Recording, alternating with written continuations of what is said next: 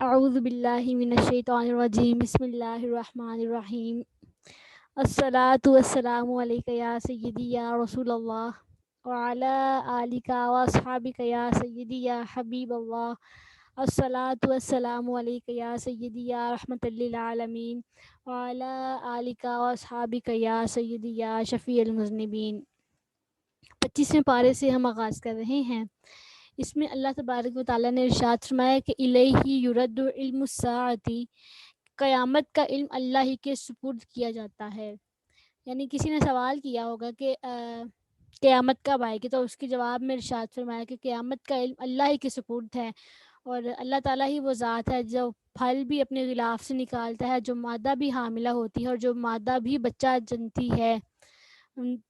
وہ سب اللہ کے علم ہے۔ یعنی ہر چیز کا علم اللہ تبارک و تعالیٰ کی ذات پاک کو ہے۔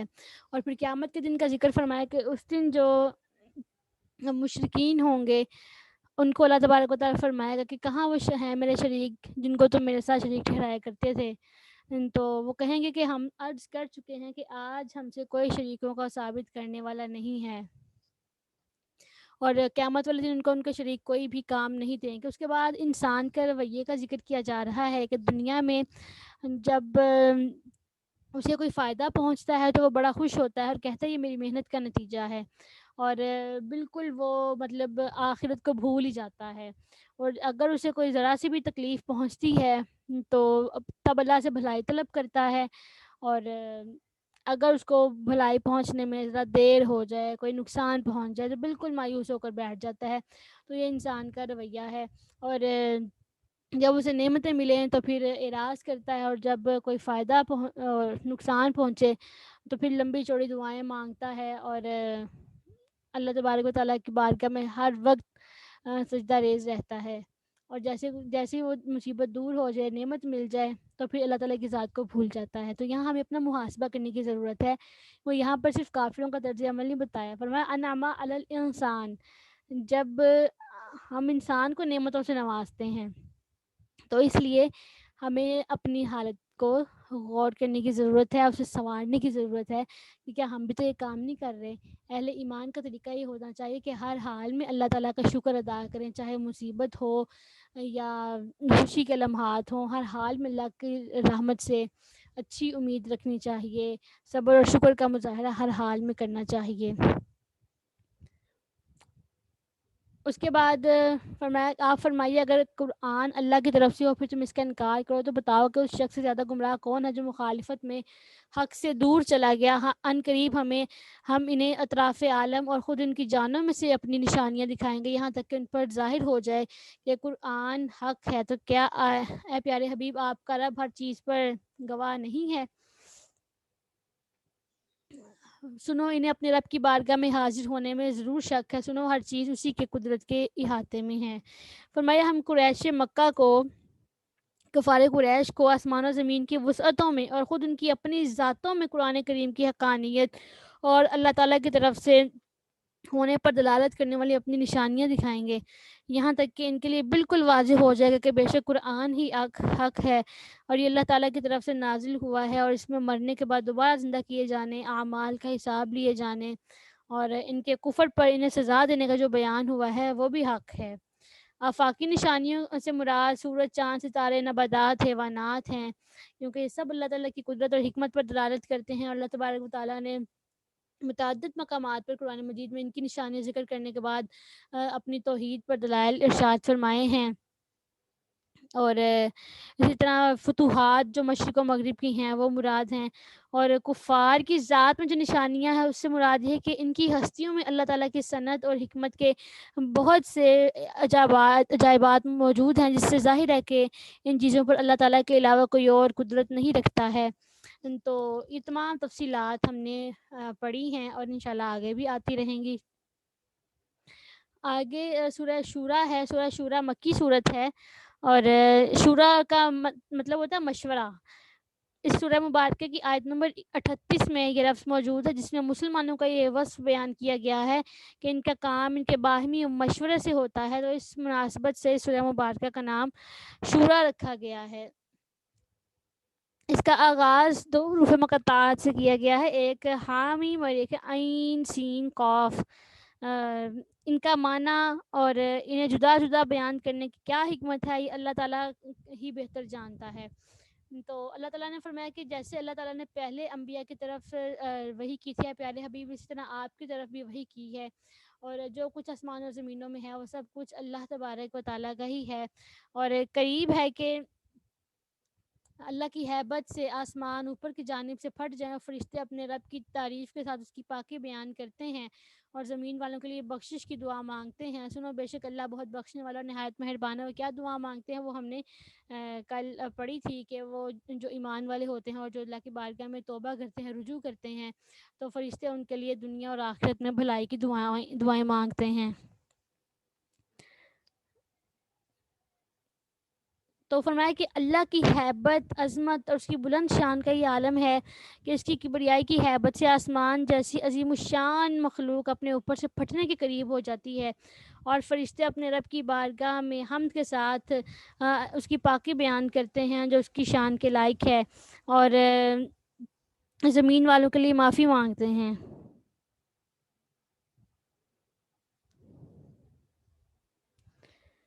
اور اس کے بعد فرمایا کہ والذین اتخذوا من دونہ اولیاء اللہ حفیظ علیہم وما انت علیہم بوکیل، کہ وہ لوگ جنہوں نے اللہ کو چھوڑ کر بتوں کو دوست بنایا ہے، اللہ ان کے ہر فعل کو محفوظ کرنے والا ہے، آپ ان کے ذمہ دار نہیں ہیں۔ اور اس کے بعد قرآن مجید کے نزول کا مقصد بیان کیا کہ وہ یہ مقصد ہے کہ لوگوں کو ڈر سنائیں، قیامت کے دن سے ان کو ڈرائیں، ہدایت کی طرف بلائیں، اور قیامت والے دن سب کو درمیان فیصلہ کر دیا جائے گا، ایک گروہ جنت میں ہوگا، ایک گروہ جو ہے وہ جہنم میں ہوگا۔ اس کے بعد مشرکوں کے بت پرستی کا، شرک کا ذکر کیا جا رہا ہے، اور فرمایا کہ جو بھی جس چیز میں تم اختلاف کرو اس کا فیصلہ اللہ کے سپرد ہے، یہ عظمت والا اللہ ہے، یہ میرا رب ہے، میں نے اسی پر بھروسہ کیا اور میں اسی کی طرف ہی رجوع کرتا ہوں۔ اور اللہ تبارک و تعالیٰ کی ذات زمین و آسمان کو پیدا کرنے والی ہے، اس میں جو چپائے پائے جاتے ہیں اور جو انسان پائے جاتے ہیں، انسانوں کے جوڑے پائے جاتے ہیں، وہ تمام اللہ تعالیٰ نے پیدا فرمائے ہیں۔ زمین و آسمان کی تمام کنجیاں، تمام چابیاں اس کی ملکیت ہیں، اللہ تبارک و تعالیٰ کے قبضہ قدرت میں ہیں۔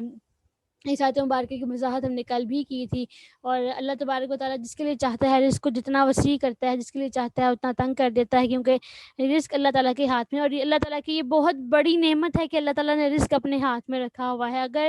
یہ انسانوں کے بس میں ہوتا نا تو انسان تو کسی کو مطلب کچھ بھی کھانے پینا نہ دیتے، جیسے کہ سورہ یاسین میں ہم نے پڑھا کہ جب کفار مکہ کو کہا جاتا نا کہ تم ان غرباء کو دو، جو تمہیں اللہ نے دیا ہے اس میں سے ان کے لیے بھی خرچ کرو، تو وہ کہتے کہ ہم ان کو کیوں دیں، اگر اللہ چاہتا تو ان کو کھلا دیتا، بطور استہزاء، بطور مذاق وہ یہ کہا کرتے تھے۔ تو اگر انسان کے بس میں ہوتا تو پھر تو وہ کسی کو کچھ بھی نہ کھانے دیتا۔ یہ اللہ کی بڑی نعمت ہے کہ اللہ تعالیٰ نے یہ اپنے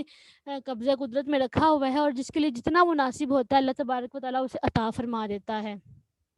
اس کے بعد فرمایا کیا پیارے حبیب آپ کے لیے بھی ہم نے وہی آئین مقرر کیا ہے جس کا حکم ہم نے نوح علیہ السلام کو دیا تھا، اور جو ہم نے وہی کے ذریعے آپ کی طرف بھیجا، اسی کا حکم ہم نے ابراہیم، موسیٰ، عیسیٰ کو دیا۔ ان کی امتوں کو یہ حکم دیا کہ اسی آئین کو نافذ کریں اور اس بارے میں فرقوں میں نہ بٹ جاؤ۔ مشرکوں کے لیے وہ توحید بہت گراں ہے جس کی طرف آپ بلاتے ہیں۔ اللہ جسے چاہتا ہے اسے توحید ماننے کی توفیق دیتا ہے، اور جو اس کی طرف رجوع کرتا ہے اسے بھی توحید کی طرف رہنمائی کرتا ہے۔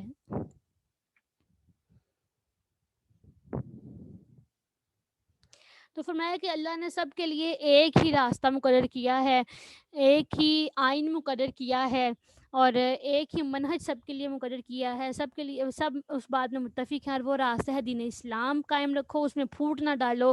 یعنی سب کو اللہ تعالیٰ نے توحید کا پیغام سنانے کے لیے تمام انبیاء کرام کو بھیجا، لیکن بعد میں کیا ہوا، امت باہمی حسد کی بنا پر گروہ بندی کا شکار ہو گئی۔ ان کے پاس علم بھی آ چکا تھا لیکن اس کے باوجود وہ لوگ گروہ بندی کا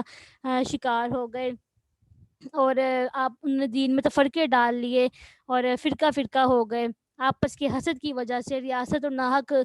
کی حکومت کے شوق میں، نفسانی حمیت کے ابھارنے کی وجہ سے وہ سب جو ہیں فرقہ فرقہ ہو گئے۔ تو ارشاد فرمایا فَذَلِكَ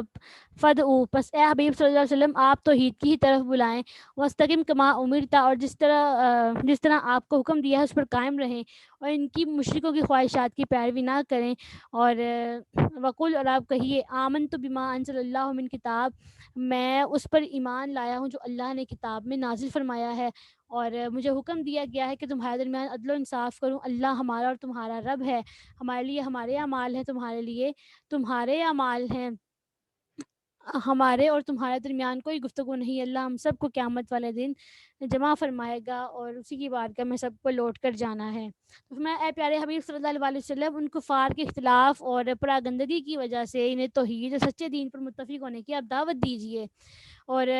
آپ ان کے انکار کی وجہ سے پریشان نہیں ہوں، بلکہ اس دین پر اور اس دین کی دعوت دینے پر ثابت قدم رہیے، جیسا کہ اللہ تبارک و تعالیٰ نے آپ کو حکم ارشاد فرمایا ہے، اور ان کی باطل خواہشوں کو آپ مت سنیں، ان کے اور آپ یہ کہیے کہ میں اللہ پر ایمان لایا اور اس کتاب پر ایمان لایا جو اللہ نے کتاب نازل فرمائی ہے، اور اس سے مراد یہ ہے کہ اللہ تعالیٰ کی تمام کتابوں پر ایمان لائے، کیونکہ پھوٹ ڈالنے والے بعض کتابوں پر ایمان لاتے تھے اور بعض سے کفر کیا کرتے تھے۔ فرمایا کہ اے پیارے حبیب آپ فرما دیں کہ مجھے حکم دیا گیا ہے کہ میں تمہارے درمیان چیزوں میں تمام احوال میں عدل کے ساتھ فیصلہ کروں، اور اللہ ہم سب کا رب ہے، ہمیں اسی کی طرف لوٹ کے جانا ہے۔ اس کے بعد یہودیوں کے بارے میں ذکر فرمایا ہے کہ ان کی خواہش تھی کہ مسلمانوں کو کفر کی طرف لوٹا دیں، اس لیے وہ مسلمانوں سے جھگڑا کرتے تھے اور کہتے تھے کہ ہمارا دین پرانا ہے اور ہماری کتاب پرانی ہے، ہمارے نبی پہلے آئے اس لیے ہم تم سے بہتر ہیں۔ تو اللہ تعالیٰ نے ان کے بارے میں پھر ارشاد فرمایا، وہ لوگ جو اللہ کے دین کے بارے میں جھگڑتے ہیں کہ مسلمان اللہ کے فرمان کو قبول کر چکے ہیں، ان یہودیوں کی دلیل ان کے رب کے نزدیک باطل ہے، یعنی جو وہ دلائل دیتے ہیں کہ ہمارا دین پرانا ہے، ہمارا جو نبی ہے وہ پہلے آیا، تو فرمایا یہ ان کی دلیل باطل ہے اور ان کے لیے سخت عذاب ہے۔ جو قرآن اللہ نے عطا فرمایا یہ بھی حق کے ساتھ نازل فرمایا ہے، یہ بھی لوگوں کے درمیان عدل و انصاف کرنے والا ہے۔ اور پھر اس کے بعد جو قیامت پر یقین نہیں رکھتے ان کے بارے میں فرمایا کہ قیامت تو جلد آ جائے گی، اور جو یقین رکھتے ہیں وہ اللہ تعالیٰ سے ڈرتے ہیں کہ قیامت والے دن ہمیں اللہ تبارک و تعالیٰ کسی عذاب میں مبتلا نہ کرے، تو یہ متقین کا یہی حال ہوتا ہے کہ وہ نیکیاں کرنے کے باوجود اللہ تعالیٰ کی بارگاہ میں ڈرے ہوئے رہتے ہیں کہ کہیں ہماری نیکیاں ضائع نہ ہو جائیں، اور جو کفار ہوتے ہیں وہ اپنے کچھ نہ کیے کے اوپر بھی بڑے خوش ہوتے ہیں کہ ہم نے بڑا کام کیا ہوا ہے۔ تو فرمایا جو دنیا چاہتا ہے اس کے لیے دنیا زیادہ کر دی جاتی ہے، جو آخرت کا ارادہ کرتا ہے اس کے لیے آخرت میں برکت ڈال دی جاتی ہے۔ اور فرمایا کفار مکہ کے کچھ ایسے شریک ہیں جنہوں نے ان کے لیے وہ دین مقرر کیا جس کی اللہ نے اجازت نہیں دی ہے، اور اگر قیامت کے دن فیصلے کا وعدہ نہ ہو چکا ہوتا تو ابھی ان کے درمیان فیصلہ کر دیا جاتا، یعنی انہوں نے بتوں کو معبود بنا لیا جس کے اللہ نے بنانے کی ان کو اجازت نہیں دی، ان کو حکم نہیں دیا۔ تو فرمایا کہ ان کے کام تو ایسے ہیں کہ دنیا میں اللہ ان کو عذاب دے دے، لیکن اللہ ان کو قیامت کے دن تک مہلت دے گا، اور قیامت والے دن ان پر عذاب آئے گا، اور جو نیکوکار ہوں گے وہ جنت کے باغات میں ہوں گے، اور یہ جنتیوں کے لیے خوشخبری ہے۔ اس کے بعد نبی اکرم صلی اللہ علیہ وسلم نے دعوت و تبلیغ کا فریضہ جو انجام دیا اس پر آپ نے فرمایا لا اسألکم علیہ اجرا، میں تم پر اس پہ کوئی معاوضہ نہیں مانگتا، الا المودۃ فی القربہ، ہاں قرابت کی محبت تم پر لازم کی گئی ہے، ومن یقترف حسنۃ نزد لہ فیہا حسنا، اور جو شخص نیکی کرے ہم اس کے لیے اس نیکی میں مزید حسن کا اضافہ کر دیں گے، ان اللہ غفور شکور، بے شک اللہ بہت بخشنے والا اور بہت قدر کرنے والا ہے۔ یعنی کہا اے پیارے حبیب صلی اللہ علیہ وسلم آپ فرما دیں کہ اے لوگوں میری رسالت کی تبلیغ پر تم سے کوئی معاوضہ طلب نہیں کرتا، جیسے سورہ ہود میں اور جہاں دیگر انبیاء کرام کے تذکرے ہیں تو تمام انبیاء کرام نے یہی کہا کہ میں تم پر کوئی اجر تم سے طلب نہیں کرتا کہ میں تمہیں تبلیغ کر رہا ہوں تو مجھے کوئی معاوضہ دو، کوئی انسینٹیو مجھے دو، کچھ بھی طلب نہیں کرتا۔ اور یہاں جدا گانہ طور پر نبی پاک صلی اللہ علیہ وسلم کا ذکر فرمایا کہ آپ نے بھی فرمایا میں رسالت کی تبلیغ پر تم سے کوئی بھی اجر طلب نہیں کرتا، اور لیکن آپ نے فرمایا کہ صرف اتنا تم مجھے کرو میرے ساتھ کہ میرے ساتھ اپنی قرابت داری یعنی رشتہ داری کا خیال کرو، یعنی چونکہ نبی اکرم صلی اللہ علیہ وسلم قبیلہ قریش سے تعلق رکھتے تھے اور کفار مکہ بھی اپنی مختلف شاخوں کے اعتبار سے قریش سے تعلق رکھتے تھے، تو انہیں کہا گیا کہ اگر تم نے ایمان قبول نہیں کرنا تو کم از کم رشتہ داری کا لحاظ کرتے ہوئے ایذا رسانی سے تو باز رہو۔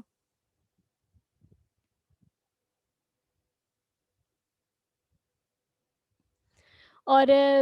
حضرت عبداللہ بن عباس رضی اللہ تعالیٰ عنہ سے جب اس کا مطلب پوچھا گیا نا الا المودۃ فی القربا کا، تو حضرت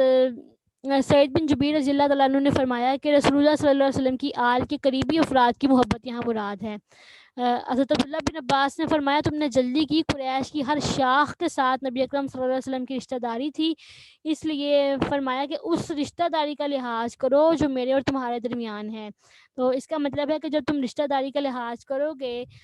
ہمارے قریب آؤ گے اور اسلام کا پیغام سمجھ کر اسلام لے آؤ گے، تو پھر تم ہدایت پا جاؤ گے۔ تو اس لیے نبی پاک صلی اللہ علیہ وسلم نے ان سے کہا کہ تم اس قرابت داری کا لحاظ کر کے تو اظہار آسانی سے باز رہو اور میرا پیغام ہدایت سنو۔ اور پھر یہ فرمایا کہ جو نیک کام کرتے ہیں تو اس کو مزید نیک کام کرنے کی توفیق ملے گی، اور اس کی جو نیکیاں ہیں اس کو بڑھا چڑھا کر اس کو اجر اس کو دیا جائے گا۔ اس کے بعد جو آیات ہیں وہاں اس میں کافروں کا اعتراض ذکر کیا جا رہا ہے۔ کفار مکہ یہ کہتے ہیں کہ انہوں نے نبوت کا دعویٰ کر کے اور قرآن کو اللہ کی کتاب بتا کر اللہ تعالیٰ پر جھوٹ گھڑ لیا، تو اس کے جواب میں فرمایا گیا کہ کافروں کا یہ قول بالکل بہتان ہے، کیونکہ نبی پاک علیہ الصلوۃ والسلام سے اللہ تعالیٰ نے فرمایا کہ اے پیارے نبی، اگر اللہ چاہتا تو آپ کو دل پر مہر لگا لیتا، یعنی اگر بالفرض آپ جھوٹی بات گھڑ کے اللہ کی طرف منسوب کرتے تو اللہ آپ کے دل پر مہر لگا دیتا، جس سے قرآن آپ کے سینے سے سلب ہو جاتا۔ جب اللہ نے ایسی مہر نہیں لگائی اور تو معلوم ہوا کہ آپ نے اللہ تعالیٰ پر جھوٹ نہیں باندھا بلکہ کفار یہ دعویٰ کرنے میں جھوٹے ہیں، تو یوں ہی اللہ تبارک و تعالیٰ کا یہ دستور ہے کہ وہ باطل کو مٹا دیتا ہے اور حق بات کو ثابت فرماتا ہے، اور جو بندے اللہ کی بارگاہ میں توبہ کرتے ہیں تو اللہ تبارک و تعالیٰ ان کی توبہ کو قبول فرماتا ہے، اور اللہ تبارک و تعالیٰ ایمان والوں کی دعائیں بھی قبول فرماتا ہے جو وہ سے دعائیں کرتے ہیں۔ اور پھر جب اللہ تعالیٰ فضل فرماتا ہے تو اپنے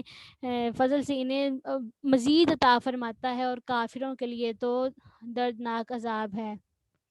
اور فرمایا اور اگر اللہ اپنے سب بندوں کو وسیع رزق دے دیتا تو وہ ضرور زمین میں بدمنی پیدا کرتے، لیکن وہ جتنا چاہتا ہے اندازے سے نازل فرماتا ہے، بے شک وہ اپنے بندوں کی ضروریات سے خبردار ہے اور انہیں خوب دیکھتا ہے۔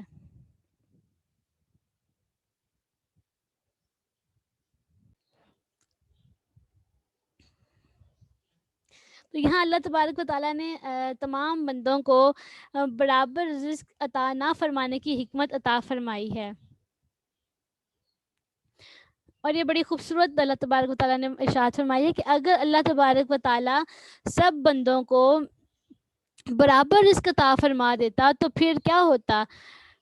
پھر تو زمین میں وہ لوگ فساد کرنا شروع کر دیتے، لبغوا فی الارض، زمین میں فساد پھیلاتے، زمین میں سرکشی کرتے۔ تو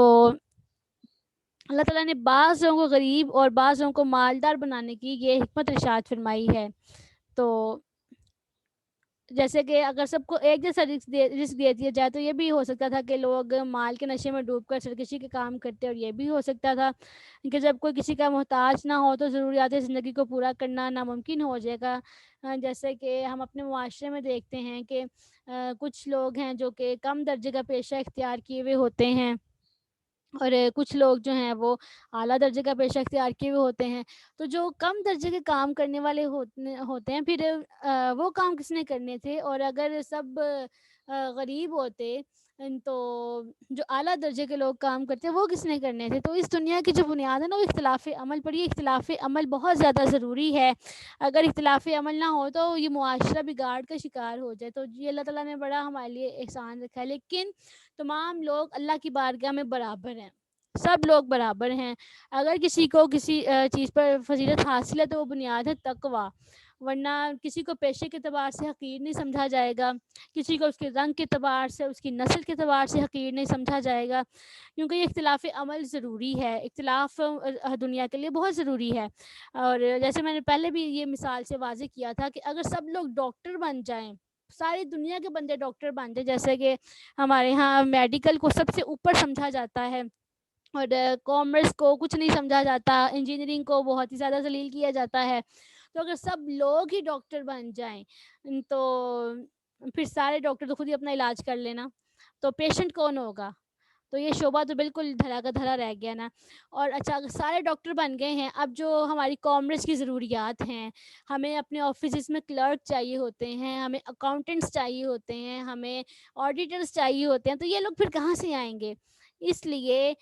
جو اسی طرح آفیسز میں سویپرز ہوتے ہیں, میڈز ہوتے ہیں, تو یہ سب کام پھر کون کرے گا؟ اس لیے یہ اختلاف حسن ہے دنیا کا. اگر یہ اختلاف ختم ہو جائے گا تو سمجھ لیں کہ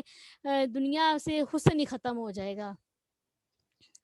اس کے بعد میں اور وہی بندوں کے نا امید ہونے کے بعد بارش نازل کرتا ہے, یعنی بندہ بہت نا امید ہو چکا ہوتا ہے کہ اب کیسے بارش برسے گی, لیکن اچانک اللہ تبارک و تعالی ہوا کا جھونکا بھیجتا ہے, اس کے بعد پھر بارش برسا دیتا ہے. تو فرمایا وہی حقیقی مددگار ہے اور ہر تعریف کا مستحق ہے. تو یہ یعنی اللہ تبارک و تعالیٰ انسانوں کو یہاں پر تعلیم دے رہا ہے کہ کبھی بھی بندے کو نا امید نہیں ہونا چاہیے, ہمیشہ اللہ تبارک و تعالیٰ کی رحمت سے امید رکھنی چاہیے. اس کے بعد فرمایا اللہ کی نعمتوں میں سے ہے کہ اس نے جو زمین و آسمان پیدا کی ہے اور اس میں ہر طرح کے جو جاندار ہیں وہ پہنچائے ہیں. اور فرمایا اور اے مسلمان, تمہیں جو مصیبت پہنچی ہے وہ تمہارے ہاتھوں صادر ہونے والے گناہوں کا نتیجہ ہے, اور بہت سے گناہوں سے تو وہ معاف ہی فرما دیتا ہے. سبحان اللہ, اللہ تبارک و تعالیٰ کی یہ رحمت ہے کہ فرمایا کہ وہ تمہارے بہت سے گناہوں سے تو ویسی درگزر فرما دیتا ہے, اور جو کچھ تم نے گناہ کیے ہوتے ہیں اس کی وجہ سے تمہیں مصیبت آ جاتی ہے, اور اگر بھی بندہ اس مصیبت کو سمجھے کہ یہ میرے گناہوں کی وجہ سے اور سچی توبہ کر لے, تو جب بندہ دنیا سے جائے گا تو گناہوں سے بالکل پاک صاف ہو کر جائے گا. نبی اکرم صلی اللہ علیہ وسلم نے ارشاد فرمایا, اے لوگو تمہارا رب ارشاد فرماتا ہے اگر میرے بندے میری اطاعت کریں تو میں انہیں رات میں بارش سے سیراب کر دوں گا, اور دن میں ان پر سورج کو طلوع کروں گا اور انہیں کڑک کی آواز تک نہیں سناؤں گا. اور اس لیے ہمارے اعمال کی وجہ سے ہم پر جو مصیبتیں آتی ہیں ان میں ہمیں بے صبری اور شکوہ اور شکایت کا مظاہرہ نہیں کرنا چاہیے, بلکہ اپنے گناہوں کا کفارہ سمجھتے ہوئے ہمیں صبر شکر سے کام لینا چاہیے. اسی طرح ایک اور حدیث مبارکہ ہے, نبی اکرم صلی اللہ علیہ وسلم نے ارشاد فرمایا, بندے کو جو چھوٹی یا بڑی مصیبت پہنچتی ہے وہ کسی گناہ کی وجہ سے پہنچتی ہے, اور جو گناہ اللہ تعالیٰ معاف فرما دیتا ہے وہ اس سے بہت زیادہ ہیں. یہ اللہ تبارک و تعالیٰ کی شان رحیمی ہے کہ اللہ تبارک و تعالیٰ بندوں کے گناہوں سے درگزر فرماتا ہے. اور ایک اور حدیث مبارکہ ہے کہ نیک کاموں سے عمر بڑھتی ہے, دعا تقدیر کو ٹال دیتی ہے, اور بے شک آدمی اپنے گناہ کی وجہ سے رزق سے محروم کر دیا جاتا ہے. تو یہ ہم نے سورہ طٰہٰ میں بھی پڑھا تھا کہ جو بندہ اللہ کے ذکر سے اعراض کرتا ہے تو اللہ تبارک و تعالیٰ اس کی معیشت کو تنگ کر دیتا ہے. اور اسی طرح ایک اور حدیث مبارکہ ہے کہ لکڑی کی خراش, قدم کا ٹھوکر لگنا, رگ کا پھڑکنا کسی گناہ کی وجہ سے ہوتا ہے, اور جو گناہ اللہ معاف فرما دیتا ہے وہ اس سے کہیں زیادہ ہے. پھر نبی اکرم صلی اللہ علیہ وسلم نے یہ آیت مبارکہ تلاوت فرمائی. ہم رگ کے پھڑکنے کو پتہ نہیں کن کن چیزوں پہ محمول کرتے ہیں کہ شاید کچھ برا ہونے والا ہے, بلکہ یہ تو ہم جو برا کر چکے ہوتے ہیں حدیث مبارکہ کے روح سے, تو وہ اس کی وجہ سے پھڑکتی ہے. اور ایک اب جو میں حدیث مبارکہ سنانے لگی ہوں وہ بہت ہی زیادہ امید افزا ہے. ام المؤمنین حضرت عائشہ صدیقہ رضی اللہ تعالیٰ عنہا سے روایت ہے کہ نبی اکرم صلی اللہ علیہ وسلم نے ارشاد فرمایا, مومن کو کانٹا چبھنے یا اس سے بڑی کوئی تکلیف پہنچتی ہے تو اللہ تعالیٰ اس کی وجہ سے اس کا ایک درجہ بلند کر دیتا ہے یا اس کی ایک خطا مٹا دیتا ہے. یعنی اگر تو اس کا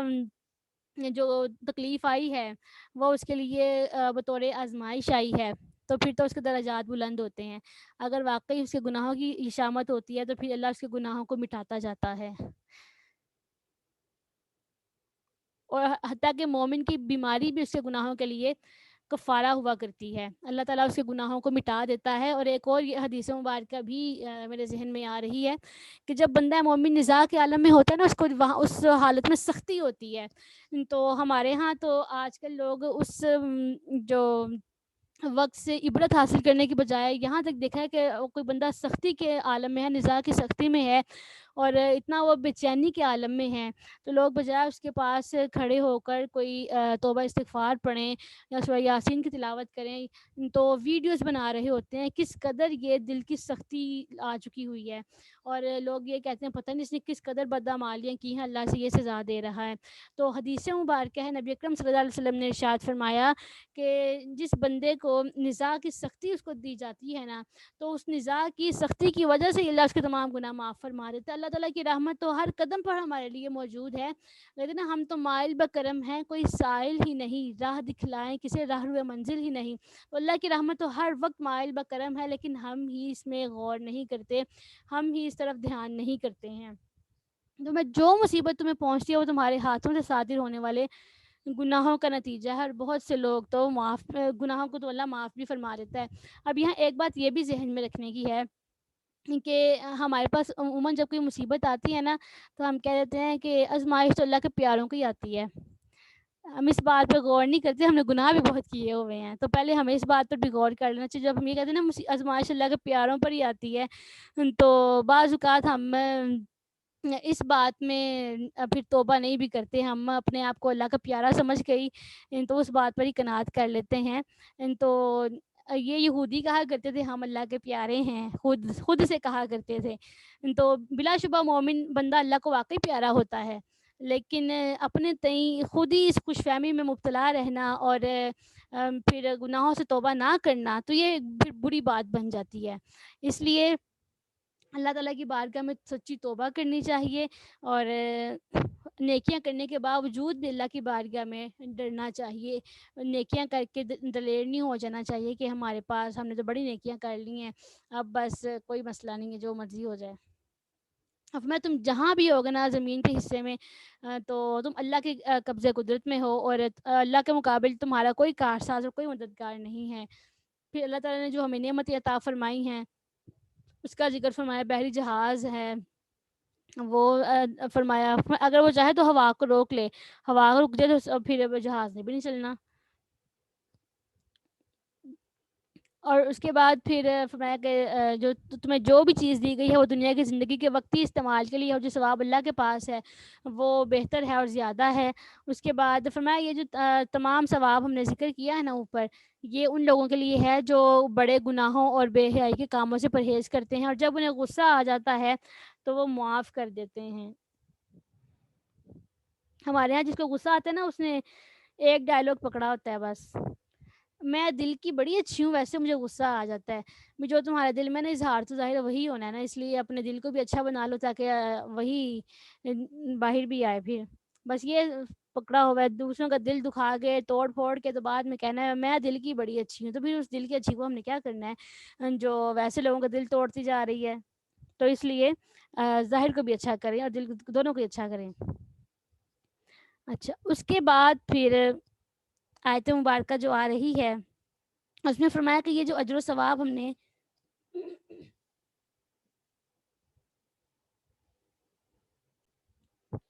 جو یہ ذکر فرمایا ہے یہ ان لوگوں کے لیے بھی ہے جنہوں نے اللہ کی وحدانیت کا اقرار کیا اور اس کی عبادت کر کے اس کا حکم مانا، اور پابندی کے ساتھ انہوں نے نماز ادا کی، اور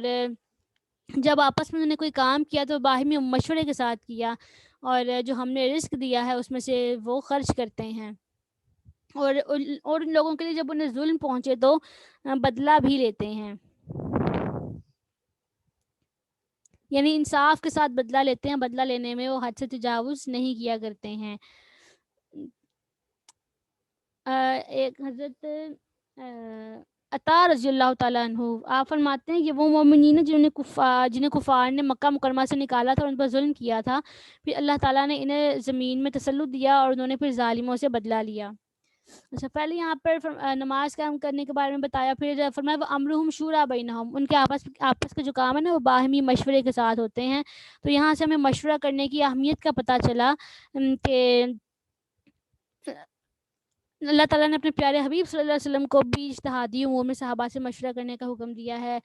جیسے ارشاد فرمایا وشاورہم فی الامر، اے پیارے حبیب ان سے کاموں میں مشورہ لیتے رہیں۔ نبی اکرم صلی اللہ علیہ وسلم کی عقل شریف جو ہے نا وہ تمام جہان کے لوگوں سے بڑھ کے ہے، آپ کو کسی کے مشورے کی ضرورت نہیں تھی، لیکن آپ صحابہ کرام سے مشورے لیا کرتے تھے، ان کی حوصلہ افزائی کے لیے بھی اور ان کی دل جوئی کے لیے بھی، کیونکہ ان میں سے اکثر جو لوگ تھے نا وہ اپنے قبائل کے سردار تھے۔ تو جب ان کو اس جگہ پر رکھ کے ان سے مشورہ لیا جاتا ہے تو وہ سمجھتے تھے کہ ہاں بھی ہم اسلام لے کر آئے ہیں تو ہماری ویلیو بھی ہے۔ اور دوسری اس میں جو آپ ایسے نہیں کہ صرف ان جو بڑے ہوتے تھے ان کے مشورے قبول کرتے تھے، بلکہ آپ تمام صحابہ کے مشورے آپ قبول کر لیا کرتے تھے۔ ایک صحابی غالباً حضرت خباب رضی اللہ تعالیٰ عنہ ہیں، جب بدر کا موقع تھا تو تب انہوں نے ایک مشورہ دیا پڑاؤ کے حوالے سے، تو آپ نے اس مشورے کو قبول کیا، اور بعد میں جب حضرت ابو بکر صدیق رضی اللہ تعالیٰ عنہ کا زمانہ خلافت آیا، آقا کریم علیہ السلام کا جب وصال ہوا، تو جب خلیفہ مقرر کرنے کی باری ہے تو انہوں نے کہا کہ ایک خلیفہ انصار میں سے مقرر کر لیں، ایک مہاجرین میں سے مقرر کر لیں۔ تو حضرت ابو بکر صدیق نے فرمایا نہیں نہیں ایسا نہیں ہوگا، بلکہ خلیفہ قریش میں سے ہی ہوگا، نبی پاک کے ساتھ ایک ہی ہوگا، دو خلیفہ نہیں ہو سکتے، اور خلافت ہمیشہ قریش میں رہے گی نبی پاک صلی اللہ علیہ وسلم کی حدیث مبارکہ کے روح سے۔ تو یہ سنانے کا مقصد یہ ہے کہ ایک بندہ جتنا مرضی وہ ذہین فتین ہوتا ہے، لیکن اسے کبھی کبھی مشورہ دینے میں خطا بھی ہو جاتی ہے۔ تو ایسا نہیں ہونا چاہیے کہ ایک بندے نے ایک دفعہ اگر مشورہ دیا ہے وہ درست ثابت ہو گیا اور اگلی دفعہ اس نے مشورہ دیا ہے تو اور وہ کسی وجہ سے غلط ثابت ہو جائے تو اس کو ملامت کرنا شروع کر دیں، بھائی تو کیا سیدھے کام پٹھا ہو یا تو میں تیری گل مننی ہے، بھائی اس نے اگر کہا ہے تو آپ خود بھی سوچ لیتے۔ تو ایسے ہی اور انسان اپنی سوچ سے بھی تو کبھی کوئی غلط کام کر ہی سکتا ہے نا، اس لیے جو مشورہ دینے والا ہے اور اس کی حوصلہ شکنی نہیں کرنی چاہیے کہ وہ آئندہ آپ کو کوئی اچھی بات بتائے ہی نہیں اور وہ کہے کہ ہم سائڈ پر ہی ٹھیک ہیں، آپ کا جو دل ہے وہ کرتے رہیں، ایسا نہیں ہونا چاہیے۔ بلکہ اگر کوئی مشورہ دے اس کے مشورے کو قبول کرنا چاہیے، اس میں اچھی طرح سے غور و فکر کر لینا چاہیے اور آپ مشورے کرتے رہنا چاہیے، مشورے میں برکت ہوتی ہے۔ بالخصوص اپنے بڑوں سے مشورہ کرنا چاہیے کیونکہ ان کا تجربہ ہم سے زیادہ ہوتا ہے اور پھر ہم ان کے تجربات سے سیکھتے ہیں۔ انہوں نے جو دنیا کی وہ ٹھوکریں کھائی ہوتی ہیں اور اگر ہم ان سے مشورہ لے لیں گے، ان کے تجربات سے سیکھ لیں گے تو ہم بہت سی ٹھوکریں کھانے سے بچ جائیں گے۔ اور پھر میں اور برائی کی جزا برائی جیسی ہے، اور جو شخص معاف کر دے اور باہمی تعلق درست کر لے تو اس کا ثواب اللہ تعالیٰ کے ذمہ کرم پر ہے، بے شک اللہ تبارک و تعالیٰ ظالموں کو دوست نہیں رکھتا ہے۔ اور پھر فرمایا جنہوں نے ظالم کے ظلم کے بعد اس سے اپنے مظلومی کا بدلہ لے لیا ان پہ کوئی سزا نہیں، کیونکہ انہوں نے وہ کام کیا جو ان کے لیے جائز تھا، یعنی ظالم سے اگر کوئی اپنا بدلہ لے لیتا ہے تو یہ بالکل جائز، اس میں کسی قسم کی اس پر کوئی گرفت نہیں ہے، کوئی اس نے ظلم نہیں کیا۔ فرمایا گرفت ان لوگوں پر ہے جو ظلم کرتے ہیں، زمین میں ناحق دہشت پھیلاتے ہیں، ان لوگوں کے لیے بڑا دردناک عذاب ہے۔ یعنی جو لوگ ابتداءً لوگوں پر ظلم کرتے ہیں اور تکبر اور گناہوں کے ارتکاب کر کے فساد برپا کرتے ہیں تو ان کے لیے جو ہے نا وہ دردناک عذاب ہے۔ اور یہاں پر ذکر کیا ظلم کا، تو ظلم کی دو اقسام ہیں، ایک ہوتا ہے شخصی ظلم، ایک ہوتا ہے قومی ظلم۔ تو اس آیت مبارکہ میں شخصی ظلم مراد، جیسے کسی کو مارا جائے، گالی دی جائے، اس کا مال ہتھیا لیا جائے، اور پھر آیت مبارکہ میں فرمایا وَيَبْغُونَ فِي الْأَرْضِ، تو پہلے یظلمون الناس میں شخصی ظلم مراد اور یبغون فی الارض یہ ہے قومی ظلم مراد ہے کہ جیسے ملک و قوم سے غداری کی جائے اور بادشاہ اسلام سے بغاوت کی جائے، تو دونوں قسم کے ظالموں سے بدلہ لینا چاہیے تاکہ آئندہ کے لوگوں کو نصیحت حاصل ہو جائے اور وہ برے کام کرنے سے باز آ جائیں۔ آگے پھر جو گمراہ ہیں ان کے بارے میں ذکر کیا جا رہا ہے کہ ان کو دوزخ پر پیش کیا جائے گا، ان کو دوزخ میں سزا دی جائے گی اور ان کے کوئی بھی مددگار نہیں ہوگا۔ اور پھر فرمایا یہ عذاب ذکر کرنے کے بعد کہ یہ جو دن ہے بڑا سختی والا دن ہوگا، تو اس دن کے آنے سے پہلے اللہ تعالیٰ کا حکم مان لو، کیونکہ جب وہ دن آئے گا تو پھر کوئی بھی کسی کو نہیں بچا سکے گا، کوئی کسی کی کوئی مدد نہیں کر سکے گا۔ اور پھر نبی پاک صلی اللہ علیہ وسلم کی اللہ تعالیٰ نے تسلی فرمائی کہ اگر کافر منہ پھیر لیں تو ہم نے آپ کو ان کا نگہبان بنا کر نہیں بھیجا، آپ کے ذمہ بس انا علیک الا البلاغ، آپ کے ذمہ بس پیغام پہنچانا تھا، آپ نے پیارے حبیب کو پیغام پہنچا دیا ہے اور اس لیے آپ پریشان نہ ہوں۔ اس کے بعد فرمایا کہ اور جب ہم انسانوں کو اپنی جانب سے کسی نعمت کا مزہ چکھاتے ہیں اور اس پر خوش ہو جاتے ہیں، اور اگر سابقہ گناہوں کے سبب ان کے کوئی مصیبت لاحق ہوتی ہے تو بے شک ایسے انسان بڑے ناشکرے ہوتے ہیں، اور معاذ اللہ بہت سی جو خواتین ہیں وہ اس موقع پر کفریہ کلمات بھی زبان سے نکال دیتی ہیں۔ تو اس لیے اللہ تعالیٰ کی بارگاہ میں ہر وقت توبہ اور تجدید ایمان کرتی رہنی چاہیے، کیونکہ کوئی پتہ نہیں ہوتا کہ پریشانی کے عالم میں کب زبان سے کیا نکل گیا ہو۔ اس لیے روزانہ جو ہے نا صبح و شام اللہ تعالیٰ کی بارگاہ میں توبہ کرنی چاہیے اور تجدید ایمان کرنی چاہیے۔ اور پھر فرمایا کہ یہب لمن یشاء اناسن و یہب لمن یشاء الذکور، اللہ جسے چاہتا ہے بیٹیاں عطا فرماتا ہے اور جسے چاہتا ہے اللہ بیٹے عطا فرماتا ہے۔ بیٹیوں کا ذکر اللہ نے پہلے فرمایا۔ او یزوجہم ذکرانا و اناسا، یا بیٹے اور بیٹیاں جمع فرما دیتا ہے۔ ویجعل من یشاء عقیما، اور جسے چاہتا ہے اللہ بے اولاد بنا دیتا ہے۔ بے شک وہ وسیع علم اور قدرت والا ہے۔ تو پتہ چلا ان آیات سے کہ کسی کے ہاں صرف بیٹے پیدا کرنے، کسی کے ہاں صرف بیٹیاں پیدا کرنے، کسی کے ہاں بیٹے بیٹیاں دونوں پیدا کرنے، اس سب کا اختیار اللہ کی قدرت میں ہے، اور اللہ تعالیٰ کے پاس یہ تمام اختیار ہے۔ کسی عورت کے بس میں نہیں ہے کہ وہ اپنے ہاں بیٹا بیٹی جو چاہے پیدا کر لے۔ اور جب یہ بات روشن دن سے بھی زیادہ واضح ہے تو بیٹی پیدا ہونے پر عورت کو مشق ستم بنانا، طرح طرح کی اذیتیں دینا، بات بات پہ تانے دینا، آئے دن ذلیل کرتے رہنا، صرف بیٹیاں پیدا ہونے پر اسے معذلہ منحوس سمجھنا، اور طلاق دے دینا، قتل کی دھمکیاں دینا، اور بعض اوقات ایون لوگ قتل تک کر ڈالتے ہیں، استغفر اللہ۔ تو یہ کس کہاں کا انصاف ہے؟ یہ اس کے بس کی تو بات ہے نہیں ہے، یہ تو اللہ تبارک و تعالیٰ کی نعمت ہے، جسے چاہے جو چاہے عطا فرمائے۔ تو اسلام نے عورت کو جس آگ سے نکالا تھا، آج کے لوگ اسے پھر اسی آگ میں جھونک رہے ہیں۔ اسلام نے کفار کے چھینے ہوئے جو حق عورت کو واپس دلائے تھے، آج مسلمان وہی حق دوبارہ چھیننے میں لگے ہوئے ہیں۔ اسلام نے عورت کو ذلت اور رسوائی سے نکال کر معاشرے میں عزت اور مقام عطا کیا تھا، لیکن آج کے مسلمان دوبارہ اسی طرف جا رہے ہیں۔ تو ایسے کاموں میں ہمیں نہیں پڑنا چاہیے، ہمیں اہل ایمان والے کام کرنے چاہیے، کافروں والے طریقے نہیں اپنانے چاہیے ہیں۔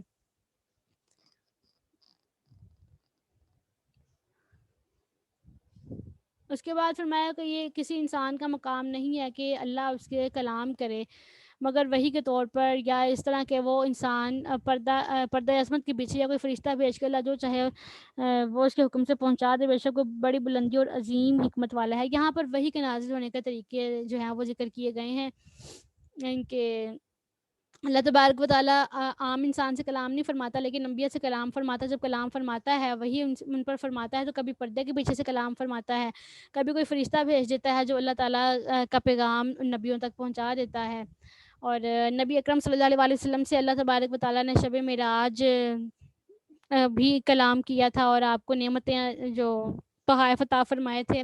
سورہ فاتحہ اور سورہ بقرہ کی آخری آیات۔ اس کے بعد فرمایا اسی طرح ہم نے آپ کی طرف اپنے حکم سے بذریعہ وہی روح پرور قرآن بھیجا، اس سے پہلے آپ اسے نہیں جانتے تھے کہ یہ کتاب کیا ہے اور احکام شرعیہ کی تفصیل کیا ہے۔ تو فرمایا قرآن میں ہم نے ہر چیز کا واضح بیان کر کے بھیجا ہے، اور بے شک آپ سیدھے راستے کی طرف رہنمائی کرتے ہیں، اور اس اللہ کے راستے کی طرف جو آسمان و زمینوں کی ہر چیز کا مالک ہے، سنو سب کام اللہ ہی کی طرف لوٹتے ہیں۔ آگے سورہ زخرف ہے، یہ بھی مکی صورت ہے۔ زخرف کا معنی ہے سونا، اور کسی چیز کے حسن کا کمال بھی زخرف کہلاتا ہے۔ اس سورہ مبارکہ کی آیت نمبر 35 میں کلمہ و زخرفن موجود ہے، اس مناسبت سے اس کا نام سورہ زخرف رکھا گیا ہے۔ تو بسم اللہ الرحمن الرحیم، حامیم والکتاب المبین، ابتدا کی آیات میں ہی قرآن مجید کے فضائل اور خصوصیات کا ذکر فرمایا ہے۔ فرمایا کہ وہ ہمارے پاس لوح محفوظ میں بلند پایا اور حکمت والا قرآن ہے۔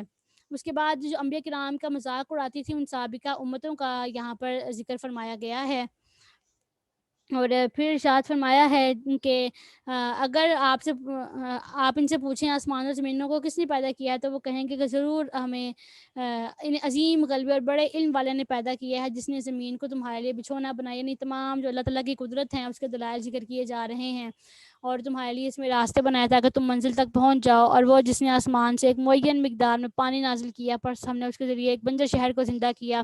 اس کے بعد فرمایا کہ جس نے تمام جوڑے بنائے، تمہارے لیے کشتیاں بنائیں، چوپایوں سے سواریاں بنائیں تاکہ سواری کی پشت پر صحیح ہو کر بیٹھو، اور جب ٹھیک ہو کر بیٹھ جاؤ تو اپنے رب کی نعمتیں یاد کرو اور کہو، یعنی جب سواری پر بیٹھ جائے تو اللہ تعالیٰ کی نعمت یاد کرتے ہوئے یہ دعا پڑھو، سبحان الذی سخر لنا ھذا وما كنا له مقرنین وانا الی ربنا لمنقلبون، کہ وہ ذات ہر عیب سے پاک ہے جس نے سواری کو ہمارے تابع کر دیا، حالانکہ ہم اسے تابع کرنے کی طاقت نہیں رکھتے تھے، اور ہم بے شک ضرور پلٹ کر اپنے رب کی بارگاہ میں حاضر ہوں گے۔ اور مشرکین مکہ نے اللہ تعالیٰ کے ساتھ اس کے بندوں میں سے اولاد مقرر کیا تو فرمایا یہ بڑے ہی ناشکرے لوگ ہیں۔ اس کے بعد کفار مکہ جو فرشتوں کی عبادت کرتے تھے اور انہیں اللہ کی بیٹیاں قرار دیتے تھے، اس پر یہاں پر ان کا شدید قسم کا رد کیا گیا ہے، اور بیٹیوں کے معاملے میں ان کا اپنا حال بیان کیا گیا ہے کہ جب ان میں سے کسی کو بیٹی پیدا ہونے کے بارے میں بتایا جاتا تو دن بھر اس کا منہ کالا رہتا اور وہ غم و غصہ میں بھرے رہتا۔ تو یہ بتایا کہ فرشتوں کی عبادت کرنے کے معاملے میں ان کے پاس کوئی عقلی نقلی دلیل نہیں ہے، یہ صرف اپنے باپ دادا کی جو پیروی میں یہ کر رہے ہیں۔ ان کی ایک دلیل کہ انا وجدنا آباءنا علی امۃ و انا علی آثارہم مہتدون، ہم نے اپنے باپ دادا کو ایک دین پہ پایا ہے، ہم ان کے ہی نقش قدم پر چل کے تو ہدایت حاصل کریں گے، تو ویسی ہدایت حاصل نہیں کریں گے۔ اس کے بعد جو آیات کی آ رہی ہیں اس میں پہلی جو بستیوں میں فرمایا کہ کوئی بھی ڈر سنانے والا جب بھیجا تو وہاں کے خوشحال لوگوں نے کہا کہ ہم نے اپنے باپ دادا کو اسی دین پر پایا ہے جو کہ وہ کہا کرتے تھے۔ فرمایا کہ جب انہوں نے جھٹلایا تو پھر اللہ تبارک و تعالیٰ نے ان کو تباہ کر دیا۔ اس کے بعد اللہ تبارک و تعالیٰ نے ابراہیم علیہ السلام اور آپ کی قوم، اور اس کے بعد حضرت سیدنا موسیٰ علیہ السلام اور آپ کی قوم، عیسیٰ علیہ السلام اور آپ کی قوم کے واقعات بیان فرمائے ہیں تاکہ کفار مکہ ان قوموں کے اعمال کے نتائج سن کر عبرت اور نصیحت حاصل کریں۔ تو ان تمام باتوں کو یہاں پر ذکر فرمایا، اور اس کے بعد پھر جو کفار مکہ نبی اکرم صلی اللہ علیہ وسلم پر نازل ہونے والی وحی کے بارے میں اعتراضات کیا کرتے تھے، تو اس کا یہاں پر اللہ تبارک و تعالیٰ نے جواب ارشاد فرمایا ہے۔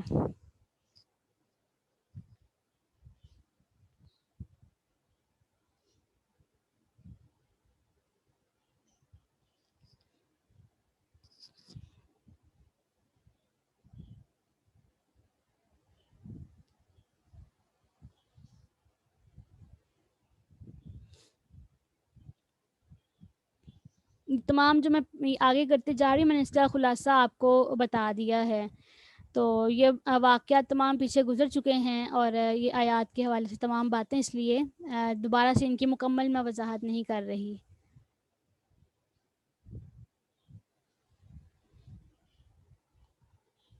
اس کے بعد جو اہل ایمان ہے یہاں پر ان لوگوں کے لیے جو نعمتیں ہیں ان کا یہاں پر ذکر کیا جا رہا ہے کہ ان کو جنت میں کیا کیا نعمتیں عطا فرمائیں گی۔ آپ اگر اس کو پڑھیں تو آپ کو نظر آئے گا کہ ہم نے پہلے بھی پڑھا کہ جنت میں ان کو کیا نعمتیں اہل ایمان کو دی جائیں گی، لیکن یہاں پر ایک الگ ہی انداز کے ساتھ ذکر کیا جا رہا ہے۔ فرمایا انہیں کہا جائے گا کہ ادخلوا الجنت انتم وازواجکم تحبرون، کہ تم اور تمہاری بیویاں اس حال میں گلشن جنت میں داخل ہو جو کہ مسرت تمہارے انگ انگ سے پھوٹ رہی ہو۔ یطاف علیہم بصحاف من ذہب واکواب، ان پر سونے کی پراتوں اور سراہیوں کا دور چلے گا۔ وفیہا ما تشتہیہ الانفس وتلذ الاعین، اور جنت میں ہر وہ چیز ہوگی دل جس کی فرمائش کریں اور آنکھیں جس سے لطف اندوز ہوں۔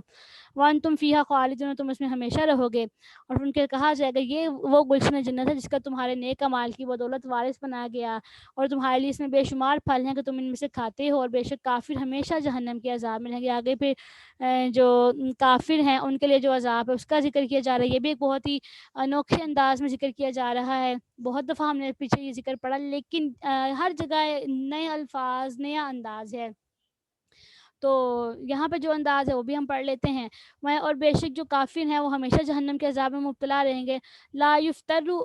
انہم وہم فیہ مبلسون، وہ عذاب ان سے ہلکا نہیں کیا جائے گا، اس میں مایوس ہو کر پڑے رہیں گے۔ اور وما ظلمناہم ولکن کانوا ہم الظالمون، ہم نے ان پر ظلم نہیں کیا بلکہ وہ خود اپنے آپ پر ظلم کرنے والے تھے۔ ونادوا یا مالک لیقضی علینا ربک، اور وہ جہنم کے دروغے کو پکاریں گے، جہنم کے دروغے کا نام ہے نا مالک، تو ان سے کہیں گے اے مالک آپ کا پروردگار ہمارا کام تمام کر دے، تو وہ کہیں گے انکم ماکثون، تم نے ہمیشہ عذاب میں رہنا ہے۔ تو اس کے بعد اہل مکہ سے کہا جا رہا ہے کہ ہم نے تمہاری طرف اپنا رسول حق کے ساتھ بھیجا ہے، لیکن تم میں سے اکثر لوگ حق قبول نہیں کرتے ہو۔ تو میں ابرموا امرا فانا مبرمون، کیا انہوں نے اپنی سازش مکمل کر لی ہے؟ تو سن لیں کہ ہم نے بھی خفیہ تدبیر مکمل کر لی ہے۔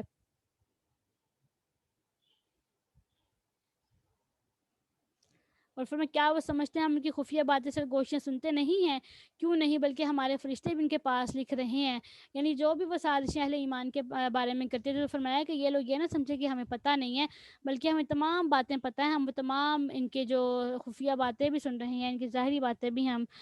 سن رہے ہیں، اور ان کو سب کا بدلہ دیا جائے گا۔ اور اللہ تعالیٰ آسمان و زمینوں کا رب ہے، وہ تمام شریکوں سے پاک ہے۔ تو فرمایا پیارے حبیب ان کو آپ ان کی بے مقصد باتوں میں مشغول رہنے دیجیے، یہاں تک کہ وہ اپنے اس دن سے ملاقات کریں جس کا انہیں ڈر سنا جاتا ہے، یعنی کہ ان کو ان کی بےہودگیوں میں رہنے دیجیے یہاں تک کہ قیامت کا دن آ جائے گا۔ اور اللہ تبارک و تعالیٰ برکت والا ہے، جس نے آسمان اور زمین اس کے درمیان کی ہر چیز کو پیدا کیا ہے، تمام بادشاہی اسی کے لیے ہے، اس کے پاس قیامت کا ذاتی علم ہے، اور اسی کی طرف سب کو حاضر کیا جائے گا۔ اور پھر بتوں کی بے ثباتی کے بارے میں فرمایا کہ بت تو قیامت والا دن ان کی کوئی بھی مدد نہیں کر سکتے ہیں، اور یہ جو بھی باتیں کرتے ہیں ان کے پاس کوئی بھی دلیل نہیں ہے۔ میں اسی کے پاس اپنے نبی کے اس قول کا علم ہے، میرا رب یہ وہ ٹولہ ہے جو ایمان نہیں لاتا، بس آپ ان سے درگزر فرمائے اور الوداع سلام کہتے ہیں، وہ بے شک بہت جلد اپنی جزا جان لیں گے۔ تو یہاں پر جو ایک ذکر کیا گیا نا ابرموا امرا فانا مبرمون، انہوں نے اپنی سازش مکمل کر لی ہے، اس میں اس واقعے کی طرف اشارہ جو انہوں نے ہجرت کے موقع پر آپ کے خلاف سازش تیار کی تھی، تو اس بات کا یہاں پر ذکر فرمایا جا رہا ہے۔ اس کے بعد سورہ دخان ہے، سورہ دخان بھی مکی صورت ہے، اور دخان کا معنی ہوتا ہے دھواں۔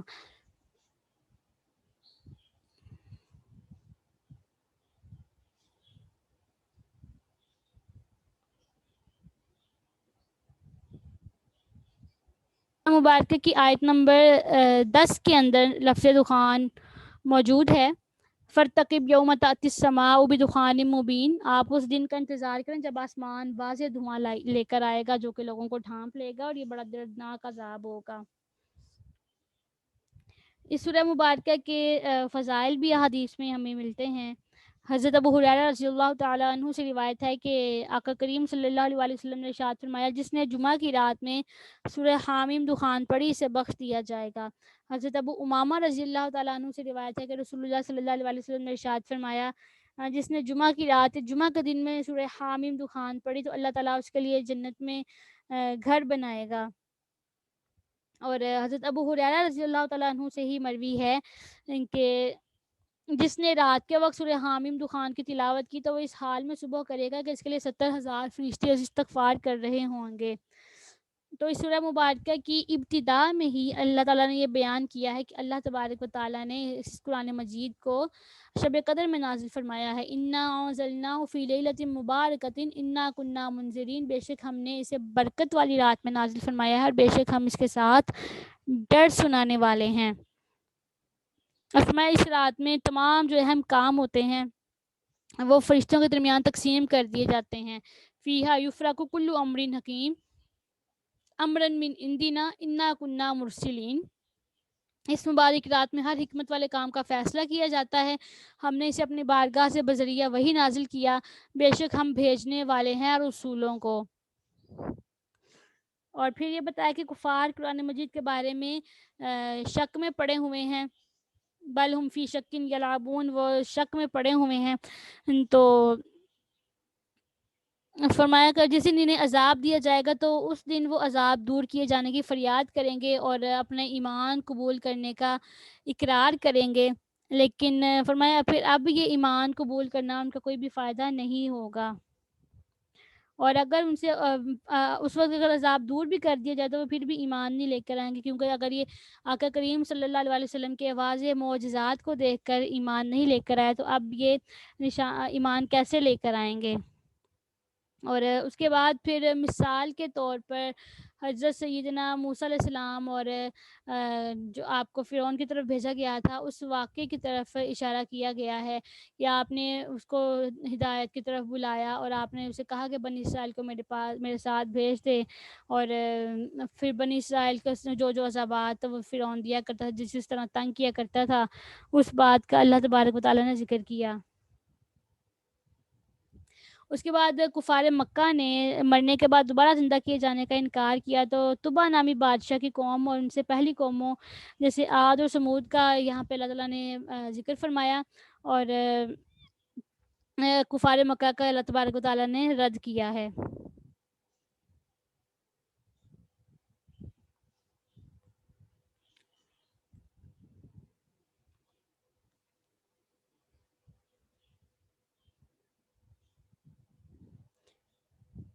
کہ یعنی ان سے فرمایا جا رہا ہے کہ کیا طاقت و قوت اور شان و شوکت میں کفار مکہ بہتر ہیں یا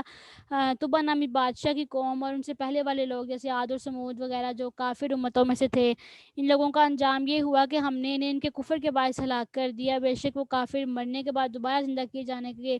منکر تھے، جس کی وجہ سے عذاب کے حقدار ٹھہرے۔ تو جب کفار مکہ سے زیادہ وہ طاقت اور قوت رکھتے تھے اور کفر کے باوجود وہ بھی ہلاک ہو گئے، تو کفار مکہ جو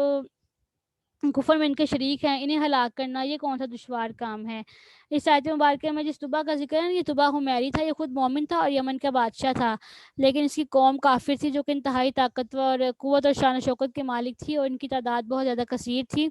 نبی اکرم صلی اللہ علیہ وسلم نے طبع کے بارے میں فرمایا کہ طبع کو برا بھلا نہ کہو، کیونکہ وہ اسلام قبول کر چکے تھے، اور طبع نے مدینہ منورہ بسایا تھا، اور اس نے حضور صلی اللہ علیہ وسلم کو غائبانہ خط لکھ کر لوگوں کو سپرد کر دیا تھا کہ جب نبی پاک صلی اللہ علیہ وسلم جلوہ گر ہوں تو یہ خط پیش کر دیا جائے۔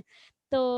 جب نبی پاک صلی اللہ علیہ وسلم حضرت ابو ایوب انصاری کے مکان میں تشریف فرما ہوئے تو حضرت ابو یعلا رضی اللہ تعالیٰ عنہ نے وہ خط آپ کی بارگاہ میں پیش کیا تھا، اور پھر آپ نے اسے پڑھا اور طبع کے لیے آپ نے دعائیں بھی کی، اور پھر فرمایا کہ زمین و آسمان کے درمیان جو چیزیں ہیں اس کو ہم نے بیکار پیدا نہیں کیا، ہم نے ہر چیز کو حکمت کے ساتھ پیدا کیا، لیکن اکثر لوگ نہیں جانتے۔ ہم دنیا میں بہت سی چیزوں کے بارے میں سوچتے ہیں کہ پتہ نہیں اس کی کیا حکمت ہوگی، اللہ تعالیٰ نے اس فلاں چیز کو کیوں پیدا کیا ہوگا، تو ہماری عقل اتنی رسا نہیں ہے کہ اس حکمت تک پہنچ سکے، لیکن ان چیزوں کے پیدا کرنے میں اللہ کی بہت زیادہ کثیر حکمت ہوتی ہے۔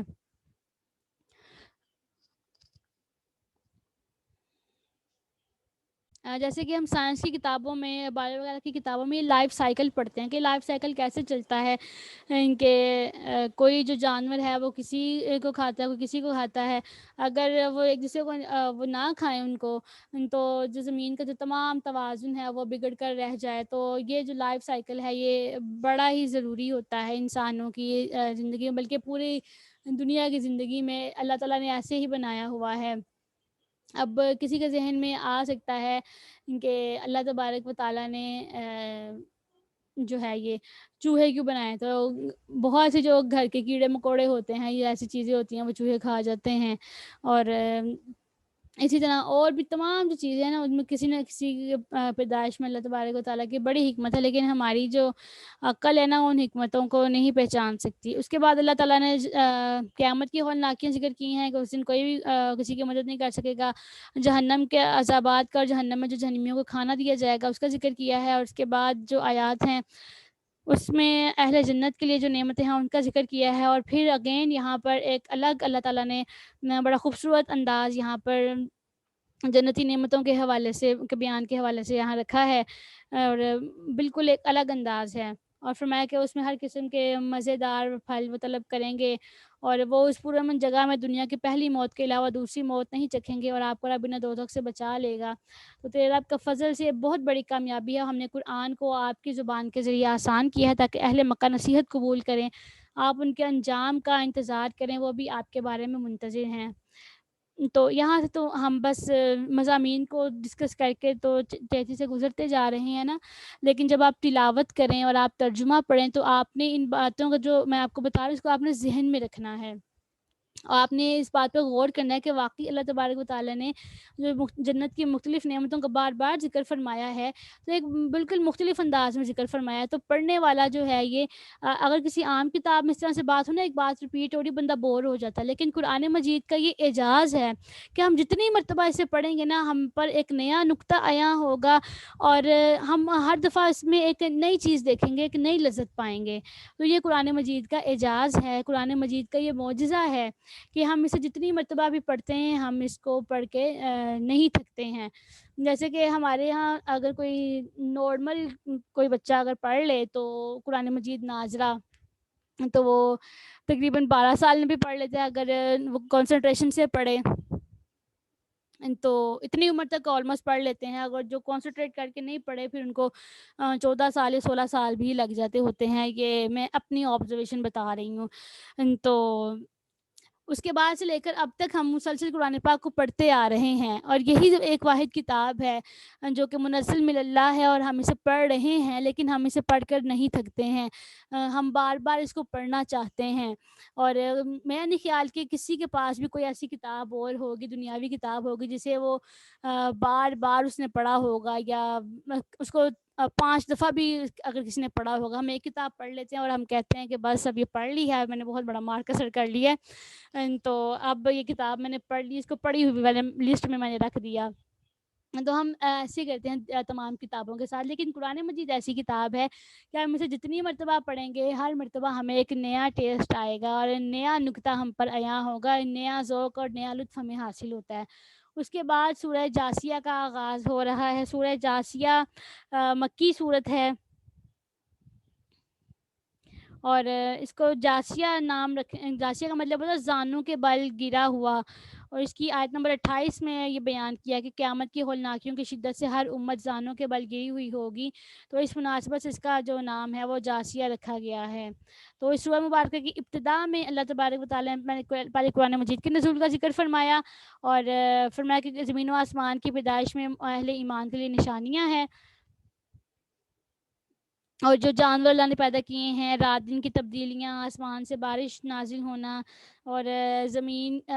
کو سرسبز و شاداب اس کو کرنا، بنجر زمین کو، ہواؤں کی گردش، ان تمام میں اللہ تعالیٰ کی قدرت اور وحدانیت کی نشانیاں موجود ہیں. تو ان باتوں کو چھٹلا کے مشرکین کون سی بات پر ایمان لے کر آئیں گے؟ اس کے بعد جو لوگ قرآن مجید کی آیات سن کر اس پر تکبر کیا کرتے تھے اور کفر پر جمع رہتے تھے، تو ان کے بارے میں فرمایا جا رہا ہے گویا انہوں نے یہ آیات سنی ہی نہیں، یا ان کے بارے میں جو عذابات ہیں ان کا ذکر فرمایا جا رہا ہے. اور پھر اللہ تبارک و تعالیٰ کی جو نعمتیں ہیں، ان نعمتوں میں غور و فکر کرنے کی دعوت دی جا رہی ہے. نعمتوں کا ذکر کر کے فرمایا جا رہا ہے ان فی ذالک لآیۃ لقوم یتفکرون، اس میں غور و فکر کرنے والوں کے لیے بہت سی نشانیاں ہیں. اس کے بعد جو بنی اسرائیل کو اللہ تبارک و تعالیٰ نے نعمتیں عطا فرمائی ہیں، کتاب، حکومت، نبوت اور پاکیزہ نعمتیں، ان تمام باتوں کا ذکر کیا، اور جو ان کو تمام جہانوں پر فضیلت عطا فرمائی، اس چیز کا اللہ تبارک و تعالیٰ نے یہاں پر ذکر فرمایا ہے. اور نبی پاک علیہ السلام کی آمد کے بارے میں جن کو روشن نشانیاں عطا فرمائی گئی تھیں، اور لیکن انہوں نے جب نبی پاک صلی اللہ علیہ وسلم جلوہ افروز ہوئے تو اپنے منصب اور ریاست ختم ہو جانے کے اندیشے سے آپ کے ساتھ حسد کیا، دشمنی مول لی، اور علم کے باوجود آپ کے بارے میں اختلاف کیا. اس کے بعد فرمایا کہ جو گناہوں کا ارتکاب کرتے ہیں وہ ان لوگوں جیسے بالکل نہیں ہیں جو کہ نیک اعمال کرتے ہیں اور ایمان لاتے ہیں اور نیک اعمال کرتے ہیں. فرمایا نہ ان کی زندگی اور موت برابر ہے. ان کی جو اہل ایمان ہیں اور نیک اعمال کرتے ہیں ان کی زندگی اچھی ہوگی، اور جو برے اعمال کرتے ہیں تو ان کی زندگی بھی بری ہے، ان کی آخرت بھی بری ہے. اس کے بعد اللہ تبارک و تعالیٰ نے زمین و آسمان کی تخلیق کا ذکر فرمایا ہے، اور پھر آخر میں قیامت کی ہولناکیوں کا ہی ذکر فرمایا ہے. اور کافروں نے جو کہا تھا دنیا میں کہ ہماری زندگی تو صرف دنیا کی زندگی ہے، اور ہم میں سے بعض مرتے ہیں بعض جیتے ہیں، ہمیں صرف زمانہ ہلاک کرتا ہے. وما یہلکنا الا الدہر وما لہم بذالک من علم، ان کا فرمایا ان کو اس بات کا کوئی بھی علم نہیں ہے، وہ صرف گمان کی تقلید کا ہی شکار ہیں.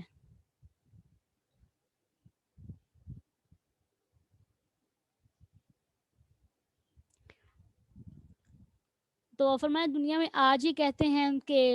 ہمیں سے بعض مرتے ہیں، بعض جیتے ہیں، اور ہمیں صرف اور صرف زمانہ ہلاک کرتا ہے، لیکن قیامت والے دن ان کو تمام معاملات ان پر واضح ہو جائیں گے، ان پر عیاں ہو جائیں گے۔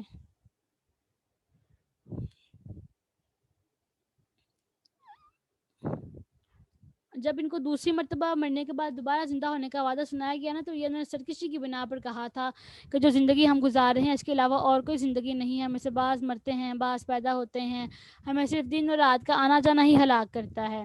تو مشرکین مرنے کے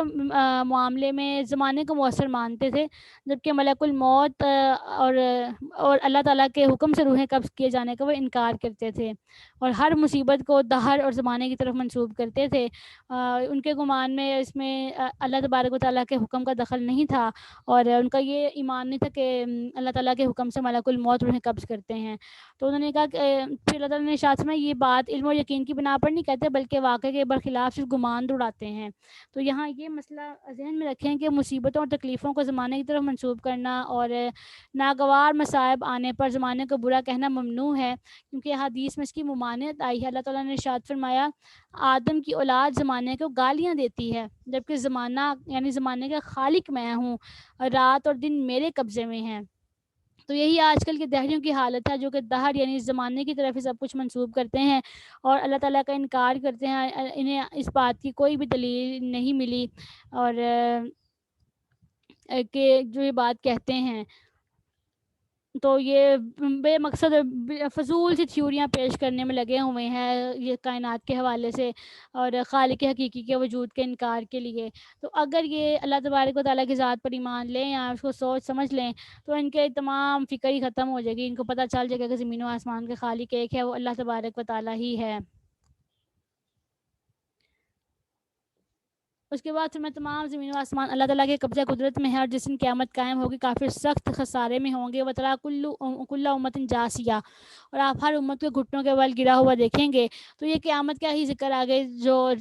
رکوع ہے پارے کے اینڈ تک، وہاں پر قیامت کا ہی ذکر کیا جا رہا ہے۔ ہر امت کو اس کے نامہ اعمال کی طرف بلایا جائے گا، انہیں کہا جائے گا آج تمہیں تمہارے اعمال کی جزا دی جائے گی۔ یہ بھی فرمایا جائے گا یہ نامہ اعمال ہے جو تم پر حقیقت کا اظہار کرتا ہے، بے شک تم جو کیا کرتے تھے ہم فرشتوں کے ذریعے اسے لکھتے ہیں،